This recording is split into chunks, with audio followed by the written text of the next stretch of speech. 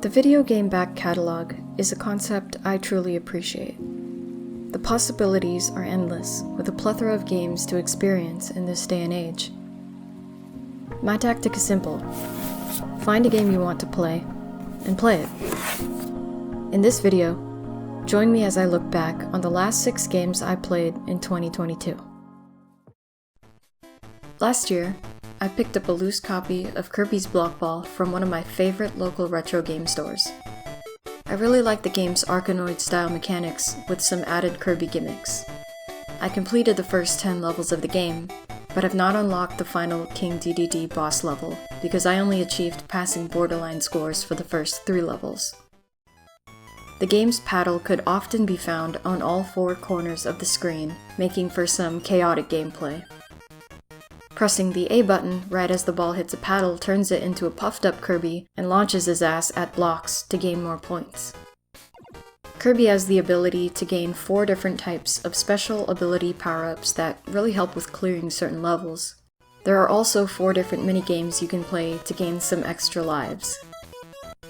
My gameplay shown here was captured by utilizing the Game Boy player on the GameCube, though for these types of games where button response actually matters, playing on my Game Boy Color was way more responsive and fun.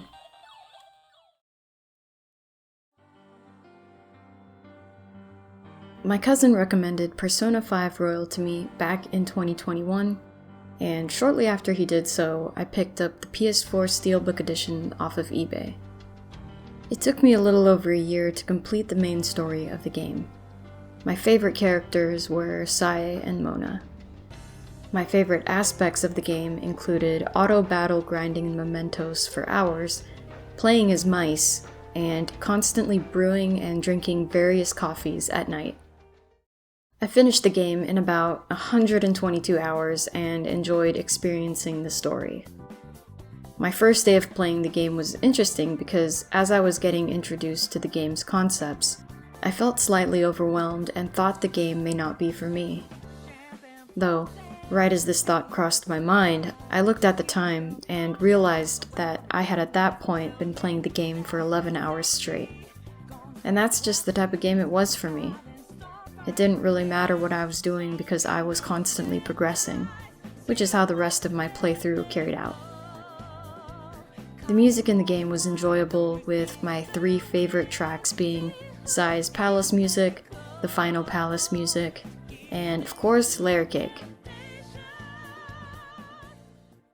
I actually felt pretty at ease and enjoyed the time spent in-game doing extracurricular activities such as going to the batting cages, playing retro games, hanging out with friends, and meditating.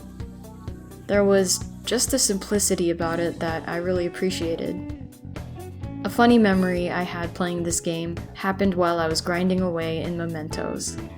I had to grab something on the table in front of me in real life, and as I leaned forward over my DualSense controller, I accidentally pressed the center button, and a loud and eerie emitted from my controller. It scared the absolute shit out of me at the time.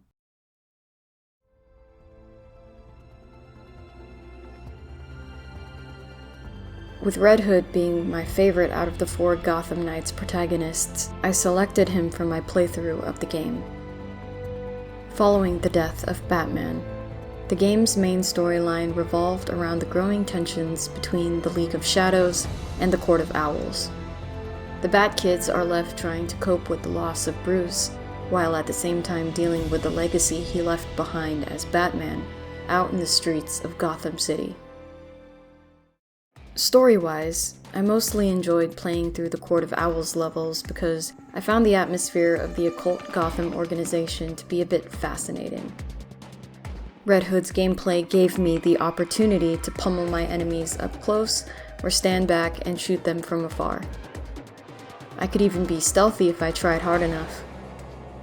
I found all these different approaches to combat situations to be fairly fun, and after getting used to Red Hood's controls, it felt too daunting for me to learn the controls for the other protagonists. The sad thing about soloing the campaign like I did for my playthrough was that I felt very distanced from the 3 other Bat Kids, especially when seeing everyone together in the cutscenes, because not seeing them during the actual missions really made it seem like I was doing all the work by myself. A friend of mine picked up the game to team up for some crime fighting, and for the most part, co-op was entertaining as my friend and I played through some of the Court of Owls campaign levels together. In the end, however, despite the game's story and characters not really gripping me, I found that just cruising around Gotham on the Bat-Cycle and fighting local street crime was the most fun. Teenage Mutant Ninja Turtles: Shredder's Revenge was a fun beat-em-up game released on June 16, 2022. This was a game I played through only one time. During this playthrough, I was lucky enough to play co-op with 2 other people. I chose my favorite turtle Mikey for the playthrough. The game had such a wonderful old-school look and sound to it, and it felt just like a game I'd play on an arcade cabinet. The gameplay was so action-packed at times, I'd often lose Mikey on the screen during some of the more chaotic portions of the game. My favorite bosses had over-the-top designs that would sometimes fill the whole screen with their body and attacks. The most difficult levels for me were the skateboard levels because I lost a bunch of heart points from not reacting fast enough to enemies showing up on the screen. I was amused at the healing mechanic of high-fiving fellow teammates and providing some of your hearts to them. I also appreciated how the game was fully voice-acted. I'd say the game was a great experience with friends, but I don't see myself going back to it anytime soon. Back in 2019, I picked up a copy of the Digimon Cyber Sleuth Complete Edition for the Switch, and started Cyber Sleuth in October of 2022. At the time of playing this, I swore to myself that I would complete the game before starting Pokemon Violet, and thankfully I made good on that. At the start of the game, a hacker provides the protagonist and her friends with the ability to capture Digimon in Eden, a cyber network where people can physically coexist with Digimon. The protagonist gains the ability to non-conventionally connect jump from the real world to Eden at the cost of losing her physical body to Eden syndrome. The protagonist is recruited as a cyber sleuth to work at the Kirby Detective Agency. As a cyber sleuth, you don't really fight crime. You're mostly just the person people go to when they're facing issues dealing with something out of the ordinary, occult-related, or paranormal. Though the Digimon were usually to blame in these situations. It's funny because it's quite obvious that the game was made to be played by the male protagonist, because there is literally a level where a guy comes to you in need of a gift idea for a girl he likes. So, he sends my female protagonist out into the city to ask girls about the types of presents they'd like. Just like Hacker's Memory, I like that the game was able to be completely serious one second and incredibly funny and lighthearted the next. The turn-based combat was easy for me to return to, and I even had a better grasp on the ABI mechanic this time around. The most difficult parts of the game for me were the 8 battles against all the legendary Digimon, as they were a bit stressful and took quite a bit of time for me to complete.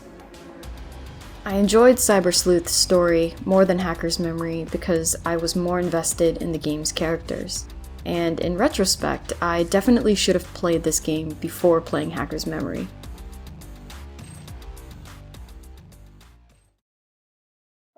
At this point in time, I find that I'm quite invested in the To the Moon series, as the story and characters continue to draw me in to each new edition of the series.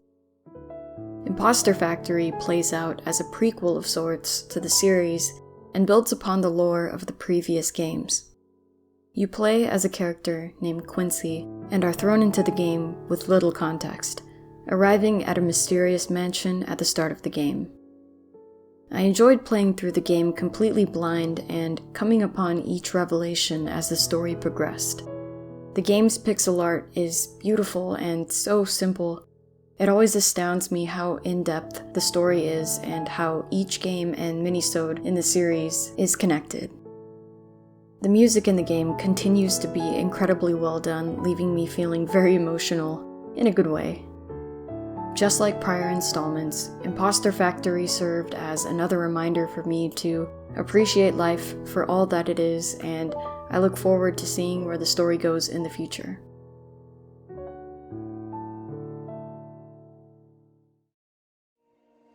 So, this concludes the games that I played back in 2022. We're now well over 4 months into the new year, and I spent a lot of time playing some more games, so until next time, I'm gonna go back to dying in Hyperlight Drifter.